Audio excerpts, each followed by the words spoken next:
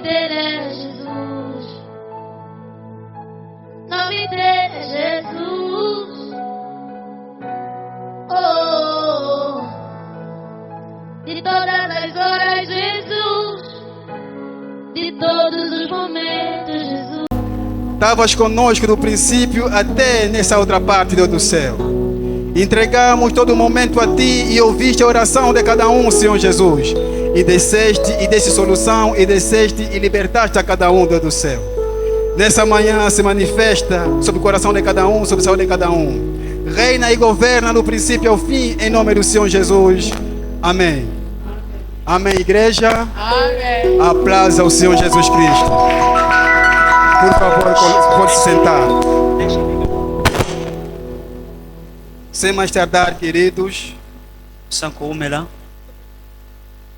é o momento da leitura do livro da visão da Igreja Amara. Peço a atenção de todos cá presentes. Amém? Documento oficial, livro de fundação da Igreja Amara, Ministério das Almas Reformadas em Angola. Fundação 11 de novembro de 2011. Visionário Reverendo Paulo Fundo Zoloco. Segredo vivo de Deus. Prólogo oficial. Tudo começou no coração de Deus. Antes que existisse a Igreja Amara sobre a terra, ela já existia no coração de Deus. O Senhor, em sua infinita sabedoria, havia separado o seu servo Paulo Fundo Zoloco desde o ventre materno para um propósito santo e eterno: fundar uma família espiritual viva que restauraria almas e edificaria vidas para a verdadeira comunhão com Cristo. O quinto filho da graça. O servo do Senhor, Paulo Fundo Zoloco, é o quinto filho da sua família carnal. E isso não é coincidência, mas sinal profético. Na Bíblia, o número 5 representa a graça divina. Os 5 ministérios, conforme diz Efésios 4:11. E a mão poderosa de Deus que opera milagre. Assim como os 5 dedos formam uma só mão para agir, também os 5 ministérios formam um só corpo para servir. E assim é o chamado da Igreja Amara. Uma família unida, movida pela graça e sustentada pela mão poderosa de Deus. Desde o nascimento do seu servo, o Senhor já demonstrava o seu propósito: plantar uma obra que seria carnal da sua graça, que seria canal da sua graça, instrumento dos seus milagres e expressão viva da unidade espiritual que existe no corpo de Cristo. Por isso, o nascimento do quinto filho foi o primeiro sinal profético da futura fundação da Amara. Uma igreja chamada não para competir, mas para curar, unir e restaurar os filhos e filhas de Deus. Do deserto à promessa. Cada lágrima, cada humilhação e cada injustiça sofrida foram sementes espirituais que Deus usou para preparar o coração do seu servo. O que parecia rejeição era, na verdade, redirecionamento divino. Assim como José foi vendido, mas enviado por Deus para preservar vidas, também o servo Paulo foi retirado do meio da tradição religiosa, não por falha, mas por propósito divino, eterno. Mesmo humilhado, varrendo a igreja sozinho, desprezado por buscar santidade, ele nunca desviou o olhar da cruz. Enquanto muitos procuravam títulos, ele procurava pureza. Enquanto outros buscavam reconhecimento, ele buscava a presença divina ou presença viva de Deus. E quando o homem expulsou, Deus o convidou ao retiro. Durante 40 dias de oração e jejum, o Espírito Santo revelou o plano celestial. E no dia 11 de novembro de 2011, Deus declarou: Filho, hoje começa algo novo. Eu te tiro do cativeiro religioso para fundar um centro médico espiritual, onde curarei corações e restaurarei famílias. O nascimento da obra. Na humildade da sua própria casa, junto da sua esposa, filhos e familiares, nasceu o primeiro culto da igreja Mara. Era simples aos olhos humanos, mas grandioso aos olhos de Deus. Naquele dia, o céu registrou o nascimento não apenas de uma igreja, mas de uma família espiritual, a família Mara. O propósito eterno. O começo com dor transformou-se em fundamento de uma nova visão. O que era humilhação tornou-se unção. E o que parecia o fim foi apenas o início da missão divina. Restaurar almas, unir família e levantar uma só casa, a família Mara, a família de Cristo. Porque a graça de Deus se manifestou, trazendo salvação a todos os homens.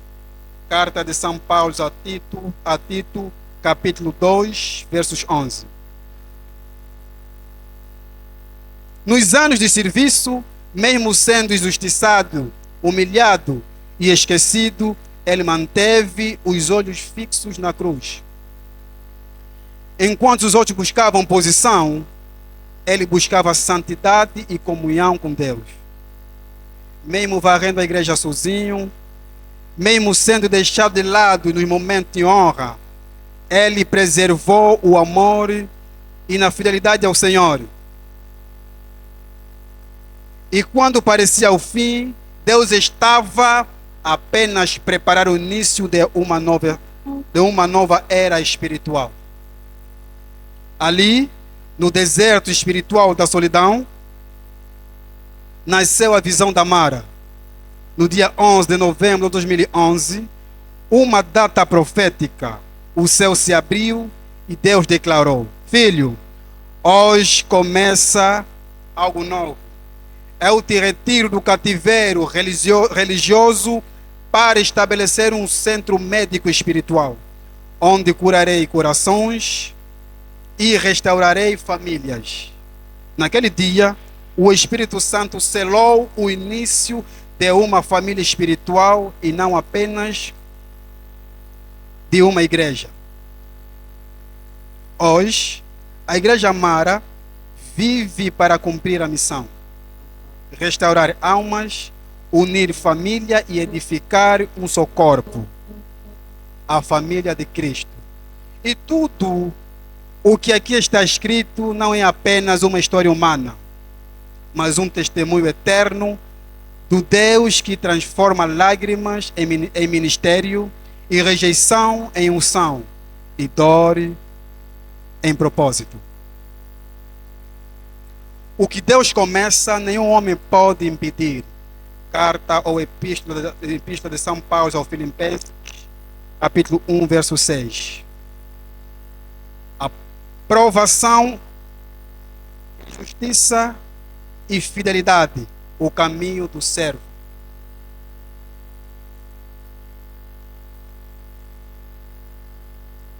Na caminhada do reverendo Zoloco, não faltaram lágrimas, perseguições e injustiça.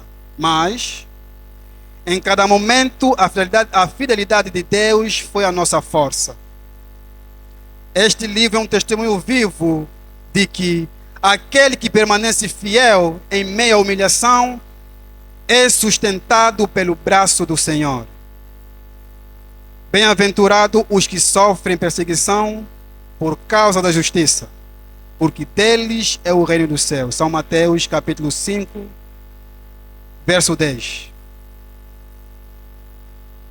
O caminho da santidade. Muitos odeiam o servo de Deus onde ele saiu na antiga igreja, em que ele trabalhava antes de Deus, Jesus, entregar a sua visão de Mara no seu escravo. O ódio não era tão pouco por causa do pecado, mas porque este decidiu andar no caminho da santidade. Foi assim na vida de José, de Daniel e também na experiência do ministério. Servindo na casa do Senhor, a única culpa encontrada foi buscar viver olhando para a cruz de Cristo. Aprovação na Santa Ceia.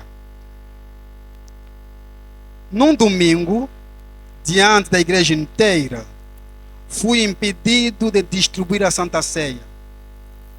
Outro foi colocado em meu lugar injustamente, mas Deus se manifestou.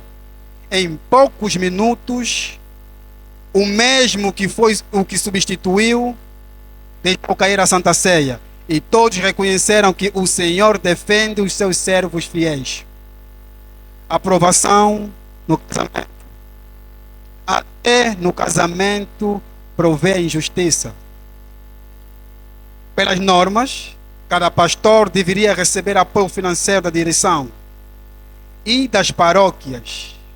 Mas no meu caso, não recebi absolutamente nada, embora o povo tivesse contribuído.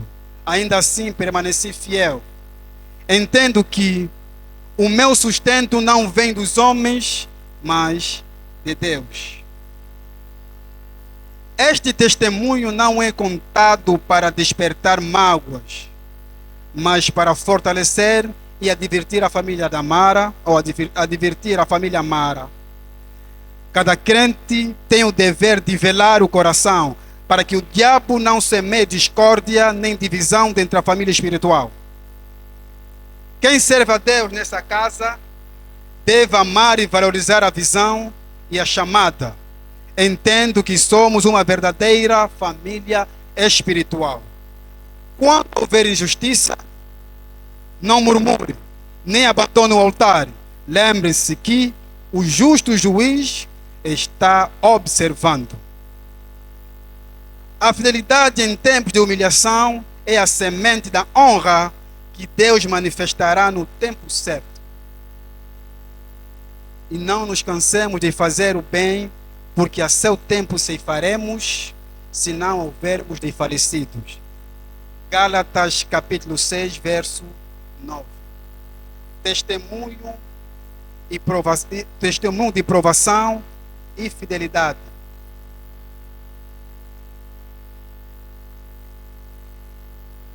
Na jornada da visão que Deus confiou, houve momentos de profunda injustiça e humilhação. Na igreja onde servi por muitos anos, sofri ódio, desprezos e perseguições. E a única culpa que tinham contra mim era que eu buscava viver em santidade e olhar somente para a cruz de Cristo. Mesmo sendo pastor, eu era tratado como menor muitas vezes, enquanto outros colegas descansavam em suas casas, eu passava noites inteiras dormindo na igreja, ao lado de poucos filhos espirituais e cantores, para organizar e preparar a casa do Senhor para o culto. No entanto, quando os que dormiam em casa chegavam, humilhavam-o, dizendo: pastor, não estás a ver que falta pouco para começar o culto? Vai buscar uma vassoura e limpa a igreja. Mesmo tendo auxiliar disposto a me ajudar, eles insistiam que eu, sendo pastor, deveria varrer e organizar sozinho. E eu, sem murmurar, pegava a vassoura e servia em silêncio, olhando para Deus. Aprovação do casamento. Até no dia do casamento provei injustiça. Segundo as leis da igreja, o pastor que fosse se casar, a direção daria $500 no casamento tradicional e $1.000 no casamento religioso, além de contribuições das paróquias. No meu caso, não recebia absolutamente nada. Mesmo depois de tantas paróquias onde trabalhei e crentes que contribuíram com ofertas para me ajudar, tudo foi retido e nada chegou às minhas mãos. A recompensa de Deus. Apesar de todas essas humilhações, nunca deixei de servir a Deus com alegria. Aprendi que o mais importante não é reconhecimento dos homens, mas o olhar de Deus sobre o coração. Assim como José no Egito foi rejeitado, injustiçado, mas o Senhor transformou a dor em testemunho e a injustiça em honra. Bem-aventurados os que são perseguidos por causa da justiça, porque deles é o reino de Deus. São Mateus capítulo 5, verso 10. O início do chamado. No ano 2011, eu trabalhava fielmente em uma igreja onde buscava crescer no crescimento de Deus. Vi que era importante ter um conhecimento mais profundo, então decidi fazer uma teologia. Não estava sozinha, não estávamos sozinhos. Éramos seis pessoas no mesmo propósito. Mas em vez de apoio, enfrentei perseguições. A direção da igreja revogou o meu ministério. Um deles, que era o meu padrinho, foi perdoado e voltou para a sede. Outros quatro, por serem próximos da liderança, foram protegidos.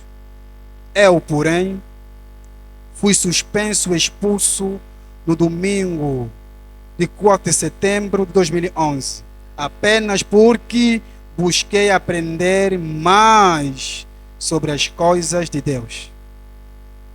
Naquele mesmo período, passei por mais uma dor. Casei religiosamente no dia 20 de agosto de 2011, mas 14 dias depois, em vez de apoio, fui descartado, porque não fazia mais parte deles. Era uma dor verdadeira, era uma dor de verdade. Mas também o tempo de Deus agindo para o propósito maior, ou para um propósito maior. O retiro profético. Depois daquele domingo doloroso de 4 de setembro de 2011, Jesus Cristo falou claramente comigo: entre em um retiro de 40 dias, depois te mostrarei o que fazer. Assim comecei o retiro espiritual. Iniciou numa sexta-feira, no dia 9 de setembro de 2011. Terminou numa quarta-feira, no dia 19 de outubro de 2011. Durante esses 40 dias, Deus me deu visões e instruções para uma nova obra, Igreja Mara. Mesmo assim, eu esperava a confirmação final para dar os primeiros passos. A ordem direta de Deus. Na noite de quinta-feira, 10 de 11 de 2011, Jesus Cristo falou comigo claramente. Amanhã, sexta-feira, 11 de 2011, começará a atividade. Este será o vosso primeiro dia, porque vou vos tirar do cativeiro espiritual, das manipulações religiosas deste mundo. Perguntei, Pai, mas vou começar como? Não tenho dinheiro, respondeu Jesus. Começará na tua casa, ou começarás na sua casa, dentro da tua sala. Sabes por que te mandei arrendar num centro médico? Porque aqui será um centro médico espiritual. Pega a sua família e comece. Pegue sua família e comece. O primeiro culto. Na manhã de sexta-feira, de 11 de novembro de 2011, avisei a minha esposa, toda a minha casa, minha sogra e meu sogro. Junto com a minha família, irmãos da minha esposa, também nos reunimos. Às 15 horas começou o primeiro culto da Igreja Mara. Muito diferente do lugar de onde saímos. Livre, vivo, dirigido pelo Espírito Santo. O primeiro evangelismo e primeiro milagre. No dia seguinte, do sábado, 12 de novembro do mesmo ano, 2011, fui evangelizar a minha família, ou a família da mamã Lujindula. Na época, a evangelista Guest estava gravemente doente, quase ficando paralítica. Deus da Igreja Mara, no caminho do seu servo, Reverendo Paulo Fundo Zoloco, curou a evangelista Guest, ou irmã Guest, confirmando que esta nova obra era nascida pelo poder de Deus, não pela mão dos homens. Assim nasceu a Igreja Mara. Do abandono, Deus trouxe nova vida. Da amargura, Mara, Deus fez água doce. Da rejeição, nasceu um centro médico espiritual, onde Cristo trata, cura e liberta. Tudo começou no dia 11 de novembro de 2011 e nunca mais parou, porque Deus é fiel para cumprir o que prometeu. A origem do nome Mara. Segundo o livro de Êxodo 15, 23 até 25, Mara significa amargura, porque quando os israelitas chegaram a Mara, não podiam beber da água, pois era amarga. Então Deus deu uma solução. Moisés lançou um madeiro na água e ela se tornou doce. A Igreja Mara, na Igreja Mara, isso representa que, ao entrar nela, carregando Jesus Cristo, todas as suas amarguras se transformarão em alegria, pois Ele é a verdadeira árvore que adoça as águas da nossa vida. O segredo revelado. Esses símbolos são um segredo vivo, dado por Deus ao seu servo fiel, Paulo Fundo Zoloco, visionário da Igreja Mara, como chave espiritual para para transformar vidas e manifestar o reino de Deus na terra. O tempo de esperar pelo nome. Depois que a Igreja Mara iniciou suas atividades, no dia 11 de novembro de 2011, eu, servo Paulo Funduzoloco, não coloquei nenhum nome humano à frente. Chamávamos apenas de Igreja Reformista, sabendo que Deus ainda não havia falado sobre o nome verdadeiro. Eu dizia aos irmãos: tenhamos paciência.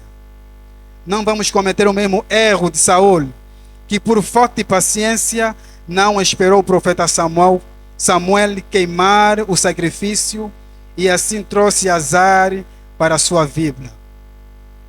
1 Samuel capítulo 13, do versos 8 a 14. Enquanto isso, algumas pessoas chamavam a igreja por nome provisório, até pelo nome de Unitel, maior empresa de comunicação de Angola. Mas sabíamos que não era o nome de Deus. O 10º, o primeiro final do nome. Depois, 2 meses depois da fundação, na noite do dia 11 de janeiro de 2012, Deus deu um sonho profético a um irmão muito chegado, pai de um dos meus xarás. Esse irmão, que nem fazia parte oficial da igreja, sonhou que veio até ao nosso culto e viu os crentes segurando uma bandeira com escrita mar. Quando ele contou, eu respondi: está bem, mas eu vou continuar em oração até Deus confirmar com clareza. Não podemos nos precipitar. 11. A confirmação do nome, a revelação completa. Depois de mais de um mês em oração, na noite do dia 11 de fevereiro de 2012, Deus confirmou claramente em mim, seu servo, o nome verdadeiro dessa família é Mara, Ministério das Almas Reformadas em Angola.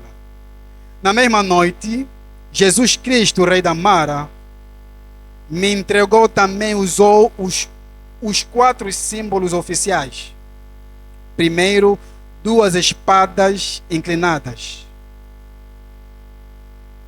Igreja da Graça e da Batalha. Igreja da Graça e da Batalha Espiritual. O fogo, dependência total do Espírito Santo para a vida e vitória.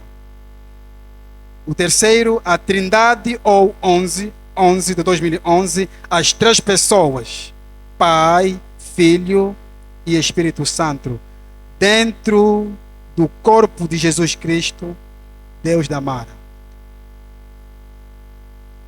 O propósito do chamado. Bem me explicou o motivo de ter permitido eu ser expulso daquela igreja onde eu trabalhava antes. Filho, fui eu que permiti que te chotassem, porque o tempo da Mara já estava pronto. Você não queria sair, mesmo com humilhações. Então, eu permiti para te libertar, porque a minha data para fundar a Mara era 11 de novembro de 2011. E estava chegando.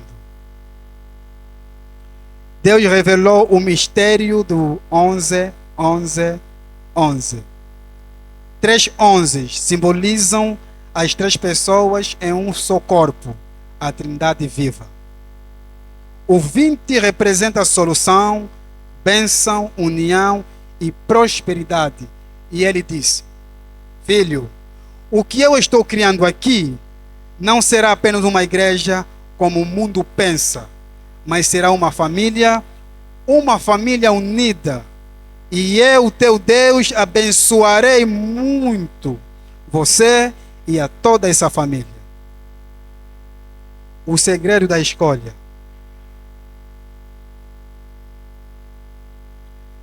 tudo isso o Deus da Mara mostrou não porque seu servo fosse perfeito, mas porque Deus me amou desde o ventre da minha mãe.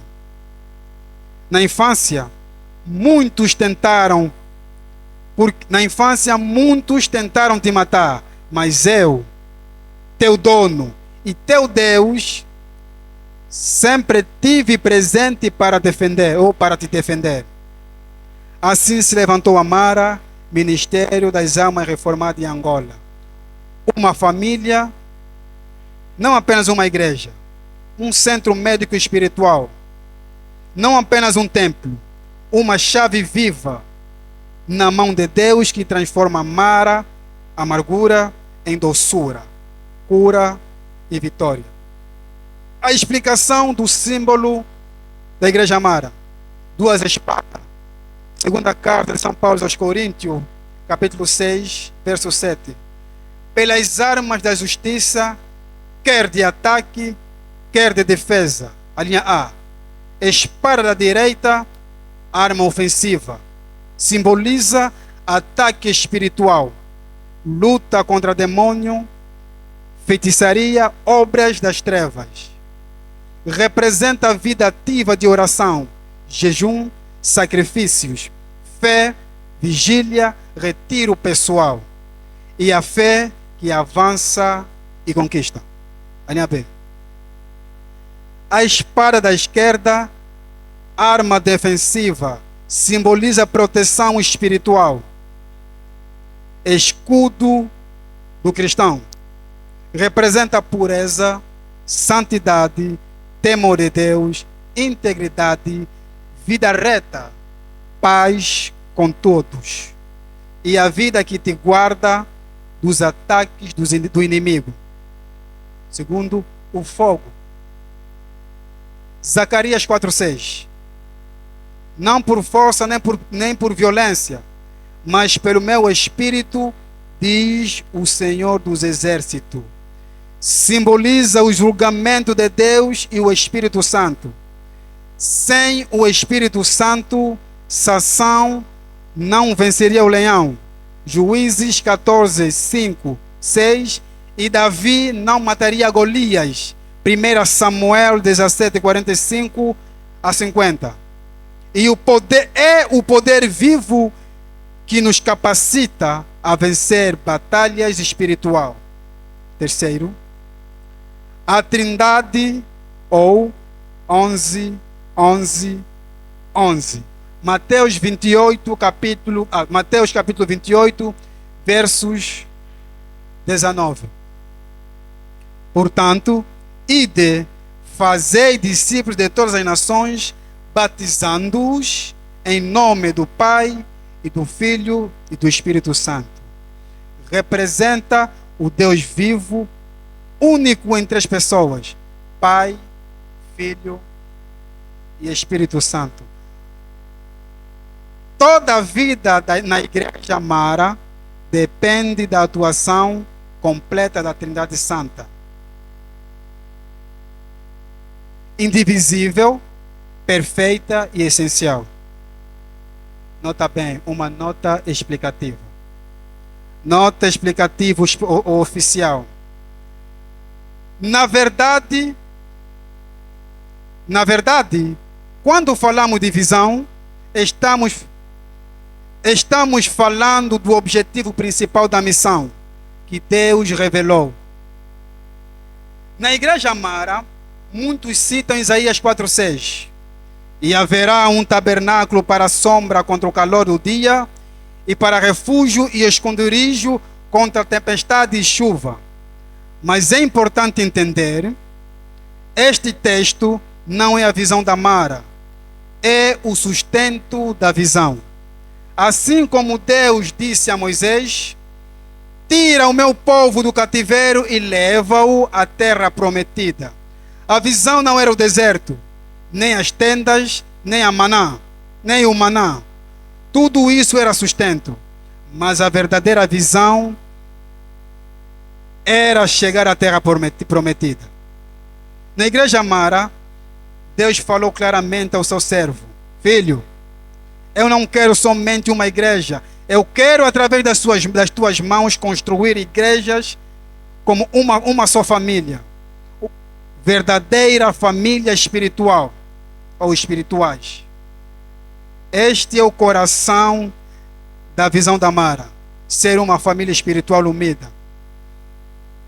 Porque quando o povo de Deus está unido de verdade, haverá vitória, bênção, sucesso, paz, prosperidade e o nome de Cristo será glorificado. Portanto, Isaías 4:6 é uma palavra de proteção e sustento. Mas o alvo final é viver como uma família espiritual, cuidando um dos outros, vencendo juntos, crescendo juntos, como um só corpo, a família Mara. Para que todos sejam um. João capítulo 17, verso 21. Para que todos sejam um, como tu, ó Pai, o és em mim, e eu em ti, que também eles sejam um em nós, para que o mundo creia que tu me enviaste. Assim ficará registrado no livro da fundação da Igreja Mara. A visão é família espiritual viva. O sustento é proteção, o refúgio e a cobertura de Deus. O objetivo final é unidade, vitória e a glória de Cristo manifesta na terra. Conclusão final da história da Igreja Mara. O que Deus começou permanecerá até o fim. Chegando ao fim desta leitura, compreendemos que a história da Igreja Mara não é apenas uma narrativa humana. É uma obra escrita pelo propósito de Deus. Linha por linha, lágrima por lágrima e vitória por vitória. Desde o início, Deus escolheu um vaso simples, o seu servo Paulo Fundos Oloco, para manifestar a sua vontade. Mesmo em meio a rejeição, perseguições e dor, o Senhor estava construindo um novo caminho, uma nova identidade espiritual, uma família e não apenas uma igreja. A Mara nasceu no tempo exato de Deus, ou a Mara nasceu no tempo exato de Deus. E cada acontecimento provou que nada pode impedir o plano do Altíssimo. Deus permitiu o deserto para revelar a promessa, permitiu o silêncio para ensinar a escutar, permitiu a rejeição para gerar um povo que vive pela fé e não pelo aplauso. Hoje, ao contemplar a trajetória, desde 11 de novembro de 2011, podemos confirmar com convicção que a Mara é fruto da graça. É sustentada pela fidelidade e guiada pela mão poderosa de Deus. Este é uma família espiritual que nasceu para curar, unir e restaurar.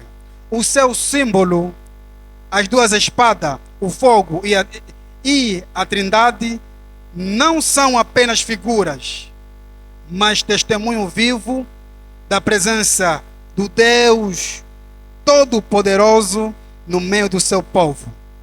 Cada membro que Deus envia a esta casa tem um papel sagrado: guardar o coração, proteger a unidade, rejeitar a discórdia e amar a chamada de Deus nesta família. Porque quem ama a família, ama a Deus, o Deus que estabeleceu. O servo visionário pastor Paulo Fundos Oloco cumpriu e continua a cumprir o chamado, não buscando glória humana, mas glorificando o Rei da Mara, Jesus Cristo. E enquanto Cristo for o centro, esta família espiritual permanecerá firme, crescendo em graça, fé e amor. O Senhor edificará a sua casa e nada prevalecerá contra ela. Mateus capítulo 16, verso 18. Aquele que começou a boa obra é fiel para contemplar. Filipenses 1, 6. Declarações finais e encerramento. Somos a família Amara, nascida pela graça, sustentada pelo Espírito Santo e guardada pela mão poderosa de Deus.